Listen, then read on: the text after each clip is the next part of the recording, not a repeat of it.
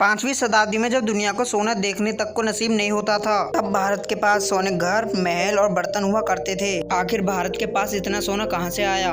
कई इतिहासकारों का मानना है कि भारत के पास पारस पत्थर था, जिसे एक ऐसा पत्थर जिसे छूने से कोई भी लोहे की वस्तु सोने की बन जाती थी। इस पत्थर का जिक्र हिंदू पौराणिक ग्रंथ, वेद और कहानियों में भी है। जी हाँ, ये पत्थर आज भी मौजूद है। मध्य प्रदेश के पन्नार जिले में जहाँ पर हीरो की खदान है, वहाँ से 70 किलोमीटर दूर दरबारा गांव में एक कुआं है। उस कुएं से नीली रोशनी बाहर आती है। काफी लोगों का कहना है कि कुएं में पारसमणि है। काफी लोगों ने देखने का दावा भी किया है। कहा ऐसा भी जाता है, ये पत्थर जिसको भी मिला सारी दुनिया उसकी दुश्मन हो गई और वह कभी जीवित नहीं बच पाया। सेम इतिहास की दूसरी कहानी मध्य प्रदेश के भोपाल जिले में रायसन का किला है। कहा ऐसा जाता है कि रायसन के राजा के पास यह पत्थर था, जिसकी वजह से काफी युद्ध लड़े गए। राजा को लगा कि इस बार वो युद्ध हार जाएगा, की रक्षा नहीं कर पाएगा, इसलिए उसने किले के तालाब के अंदर वह पत्थर फेंक दिया।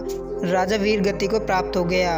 फिर न जाने वहाँ कितने राजा आए। सभी ने तालाब में पत्थर खोजने की काफी कोशिश करी, लेकिन कोई कामयाब न हो सका। आज भी रात को कई लोग वहाँ पर पत्थर खोजने जाते हैं, जिनका मानसिक संतुलन खराब हो गया। काफी लोग पागल हो गए। यह ऐसा इसलिए हुआ क्योंकि इस पत्थर की रक्षा जिन करते हैं। कुछ लोग तंत्र मंत्र और काला जादू की सहायता लेते हैं और महल में आज भी खुदाई करते हैं। रायसन के किले के तालाब में आज भी सोना मिलता है, लेकिन पत्थर आज तक किसी के हाथ में नहीं आया। अगर आप महल में विजिट करोगे तो आपको गड्ढे दिखेंगे।